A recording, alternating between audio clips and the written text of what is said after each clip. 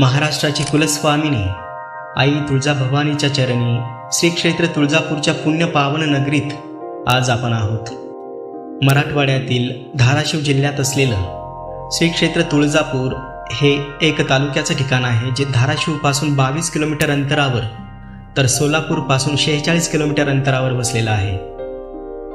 महाराष्ट्राची कुलस्वामिनी जरी आपण म्हणत असलो तरी आई तुळजाभवानी भारतभर पूजनीय आहे.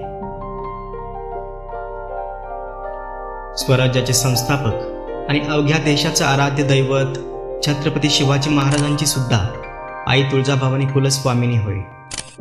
दृष्टांचा नाश करून स्वराज्याची स्थापना करण्यासाठी याच आई तुळजाभवानी मातेनं छत्रपती शिवाजी महाराजांना भवानी तलवार दिली होती, अशी आख्यायिका आहे.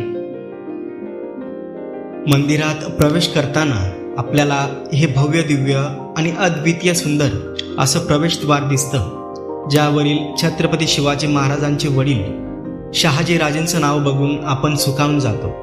मंदिराला आणखी एक प्रवेशद्वार आहे, ज्याचं नाव राजमाता जिजाऊ महाद्वार असं आहे.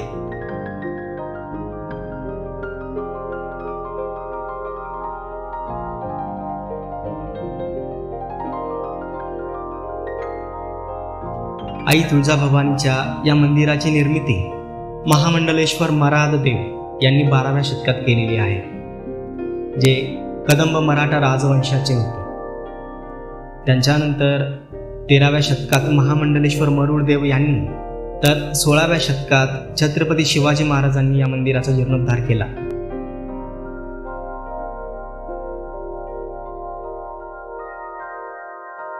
राजे शहाजी महाद्वारातून आत गेल्यावर सर्वात प्रथम गोमुख तीर्थात स्नान करण्याची मान्यता आहे.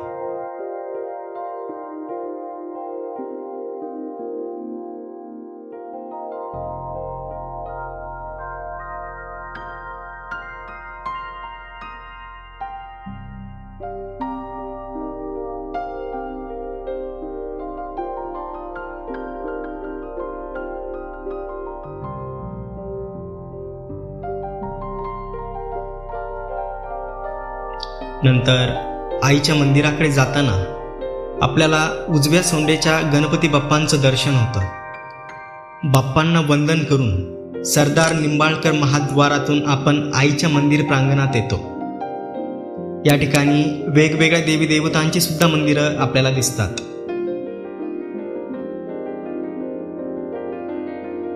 दर्शन रांगेकडे जाण्यापूर्वीच या ठिकाणाहून आपल्याला आई तुळजाभवानी मंदिराच्या कळसाचं दर्शन होतं आणि सर्वांग सुखाची अनुभूती होते. मंदिराच्या कळसाला देवाचं मुख म्हणतात, ते उगाच नव्हे याचीच जणू प्रचिती येते. दर्शन रांगेत उभं राहून साधारणतः 2 ते 3 तासात आपल्याला आईचं धर्मदर्शन होतं. मुखदर्शनाचा सुद्धा पर्याय आपल्याकडे असतो, ज्यात तासाभरात आपल्याला 50 फूट अंतरावरून आईचं मुखदर्शन होतं. आई तुळजाभवानीचं ते नितांत सुंदर स्वरूप डोळ्यात साठवल्यावर कुठल्याच भौतिक सुखाची इच्छा मनात उरत नाही. तुळजाभवानी आईची प्रसन्न आणि तेजस्वी काळ्या पाषाणाची मूर्ती पाहून अक्षरशः डोळ्याची पारणं फिटून जातात.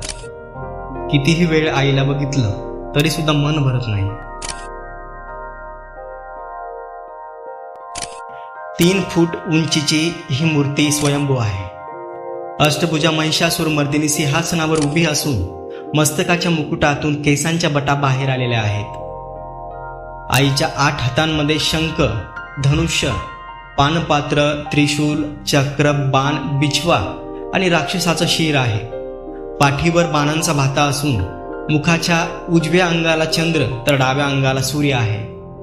आईचा एक पाय महिषासुरावर तर दुसरा पाय जमिनीवर आहे. तुळजाभवानी मातेची ही मूर्ती चलमूर्ती आहे. वर्षातून 3 वेळा आईची मूर्ती गाभाऱ्याबाहेर असलेल्या पलंगावर ठेवली जाते आणि प्रत्यक्ष याच मूर्तीची मिरवणूक काढली जाते. ग्रहण काळात आईच्या मूर्तीला श्वेत वस्त्रात ठेवल्या जातं. आदिशक्तीचे महाराष्ट्रात 3.5 शक्तिपीठ आहेत आणि त्यापैकी एक असलेलं हे आई तुळजाभवानीचं पूर्ण शक्तिपीठ.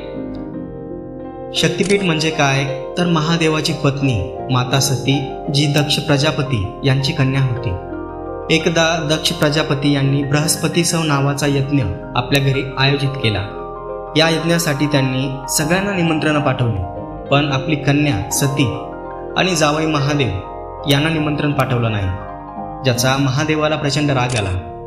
पण महादेवापेक्षा जास्त राग आला तो माता सतीला. तशी माता सती यज्ञस्थळी दाखल झाली आणि तिने आपल्या पित्याला याचं कारण विचारलं.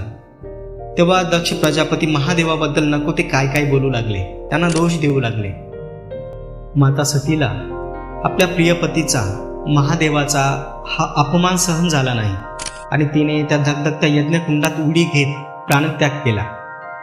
महादेवाला ही बातमी लागताच ते क्रोधित झाले आणि त्यांनी त्या यज्ञाचा विध्वंस करत दक्ष प्रजापतींना ठार केले. आपल्या प्रिय पत्नीचा माता सतीचा मृतदेह त्या जळत्या यज्ञकुंडातून बाहेर काढून आपल्या खांद्यावर घेत महादेव सैरावैरा होऊन इकडे तिकडे पळू लागले, तांडव करू लागले. महादेवाचा शोक आणि क्रोध पाहून सर्व देवी देवता घाबरून गेले. त्यांनी विष्णू नारायणाला यातून मार्ग काढण्याची विनंती केली. तेव्हा भगवान विष्णूने महादेवाला शांत करण्यासाठी आपल्या सुदर्शन चक्राने माता सतीच्या शरीराचे तुकडे केले आणि ज्या ज्या ठिकाणी माता सतीच्या शरीराचे तुकडे पडले त्या ठिकाणी ही शक्तिपीठ तयार झाली.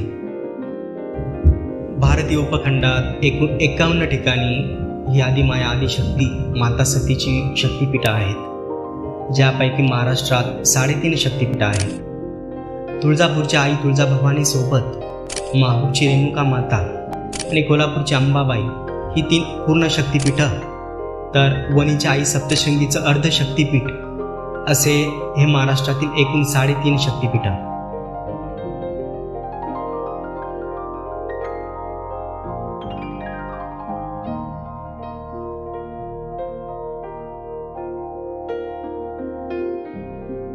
सुंदर अशा दर्शनानंतर आईच्या मंदिराला प्रदक्षिणा घालत असताना आपल्याला वेगवेगळ्या देवी देवतांचं सुद्धा दर्शन होतं.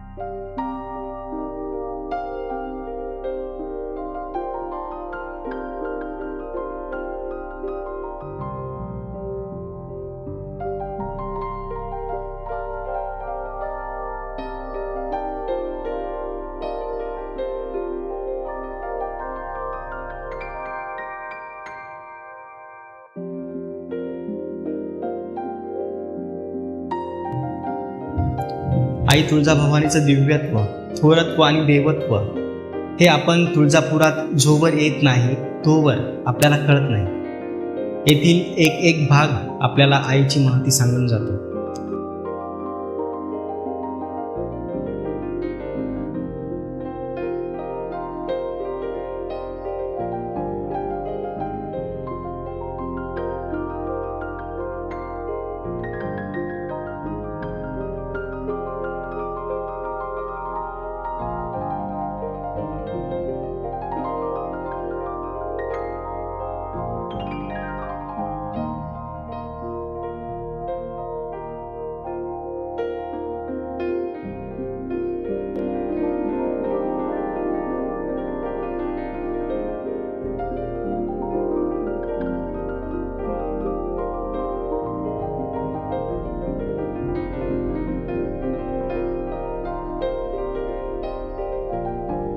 दर्शनानंतर आईचे भक्त या ठिकाणी बसून काही काळ विसावा घेतात.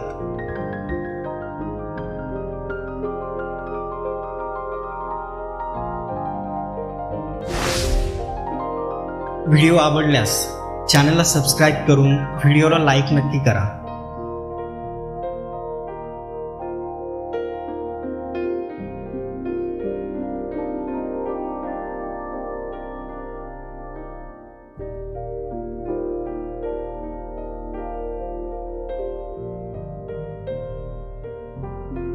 भेटूया पुढील व्हिडिओमध्ये. आई राजा उदो उदो.